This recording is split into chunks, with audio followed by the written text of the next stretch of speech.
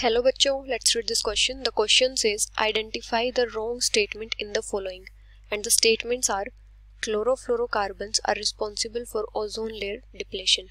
Greenhouse effect is responsible for global warming. Acid rain is mostly because of oxides of nitrogen and sulfur. Ozone layer does not permit infrared radiation from the sun to reach the earth. अभी अगर हम की concept की बात करें तो यहाँ पे हमारा की कॉन्सेप्ट क्या होगा?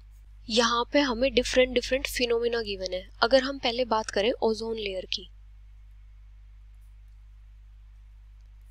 तो ओजोन लेयर क्या होती है? स्ट्रेटोस्फेयर में जो थिक लेयर होती है ओजोन गैस की, वो क्या करती है? वो जो अल्ट्रावायलेट रेडिएशंस आती है सन से, उनको एब्जॉर्ब कर लेती है और अर्थ तक नहीं पहुंचने देती. उसको क्या बोलते हैं? ओजोन लेयर बोलते हैं. Thick layer of ozone in stratosphere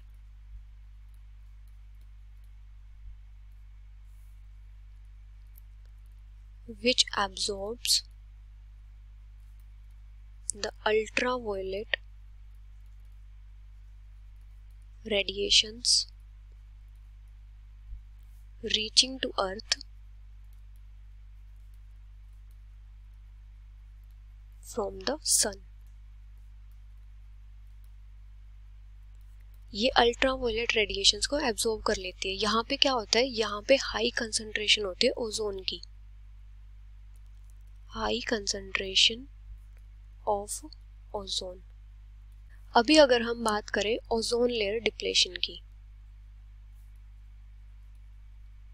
तो ओजोन लेयर डिप्लेशन का मतलब क्या होता है? जो ग्रेजुअल थिनिंग होती है ओजोन लेयर में, उसको क्या बोलते हैं? Ozone layer depletion. Gradual thinning of ozone layer in stratosphere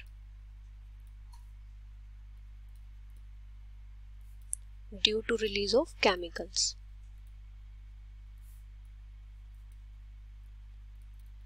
और ये केमिकल्स कौन से होते हैं? जैसे क्लोरोफ्लोरोकार्बन्स, मतलब इनको हम क्या बोलते हैं? CFCS भी बोलते हैं. या फिर जो नाइट्रोजनस कंपाउंड्स होते हैं जैसे निट्रिक ऑक्साइड, नाइट्रोजन डाइऑक्साइड वगैरह. अभी अगर हम बात करें क्लोरोफ्लोरोकार्बन्स की,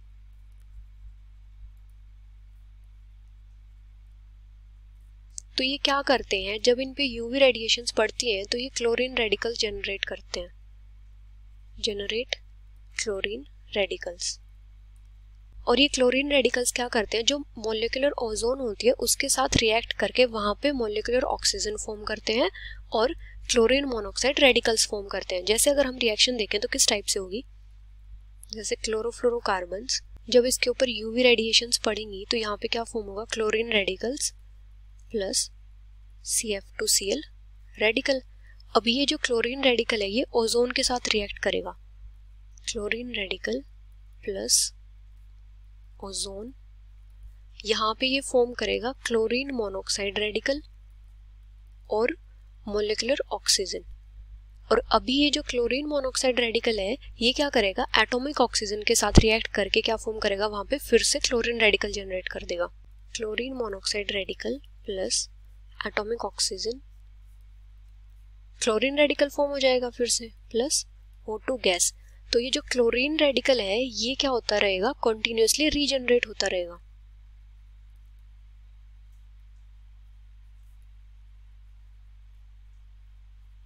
और जिसकी वजह से क्या होगा? ओजोन का ब्रेकडाउन होगा, ब्रेकडाउन ऑफ ओजोन. और जिसकी वजह से क्या होता है? ओजोन लेयर डिप्लेशन होता है. अभी अगर हम बात करें ग्रीन हाउस इफेक्ट की, तो ग्रीन हाउस इफेक्ट में क्या होता है? जब सन की रेडिएशंस को कई गैसेस ट्रैप कर लेती हैं, एब्जॉर्ब कर लेती हैं और उनको रिफ्लेक्ट बैक नहीं होने देती, तो इस प्रोसेस को क्या बोलते हैं? ग्रीन हाउस इफेक्ट बोलते हैं. Process by which radiations from the sun are absorbed by gases. और इन गैसेस को क्या बोलते हैं? Green house gases. And not reflected back into space. और इसकी वजह से क्या होता है, जो अर्थ सरफेस होता है वहाँ पे वार्मनेस आती है। और ये जो ग्रीन हाउस गैसेज होती हैं कौन सी होती हैं, जैसे कार्बन डाइऑक्साइड, क्लोरोफ्लोरोकार्बन्स, या फिर मीथेन, या फिर जो नाइट्रोजन ऑक्साइड्स होते हैं।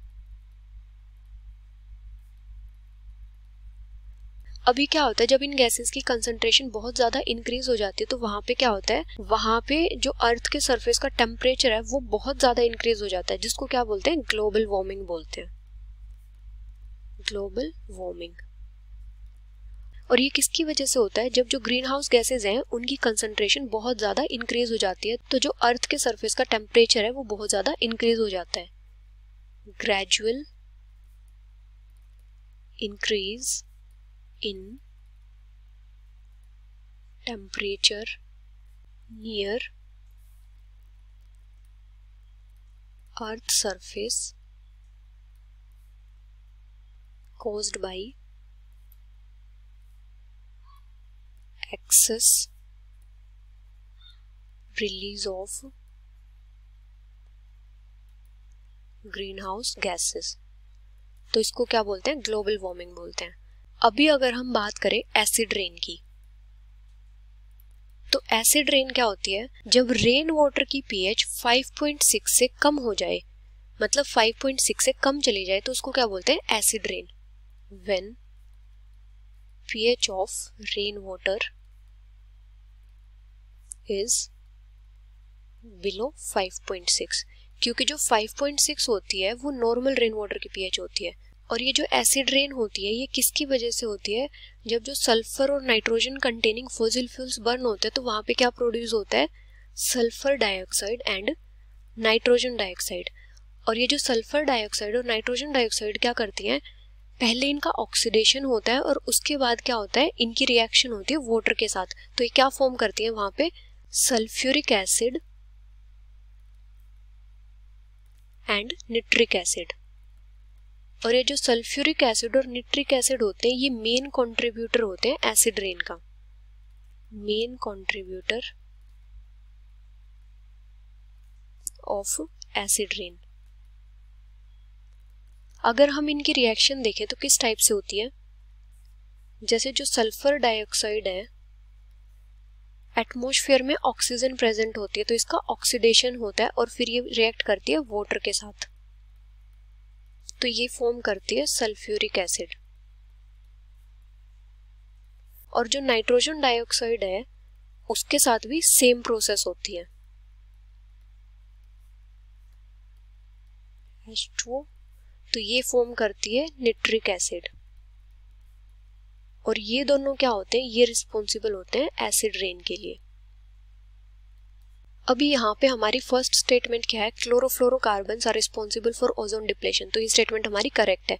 सेकेंड है greenhouse effect is responsible for global warming, तो ये स्टेटमेंट भी करेक्ट है। जब जो ग्रीन हाउस गैसेज होती है उनकी कंसंट्रेशन बहुत ज़्यादा इंक्रीज हो जाती है तो क्या होता है, वहाँ पे ग्लोबल वार्मिंग होती है।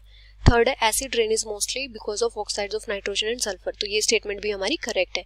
फोर्थ है ozone layer does not permit infrared radiation from the sun to reach the earth, ये स्टेटमेंट हमारी इनकरेक्ट है क्योंकि जो ओजोन लेयर होती है वो अल्ट्रा वायलेट रेडिएशंस को एब्जॉर्ब करती है, तो यहाँ पे इनकरेक्ट स्टेटमेंट कौन सी होगी, fourth. So the final answer is ozone layer does not permit infrared radiations from the sun to reach the earth, which is option D.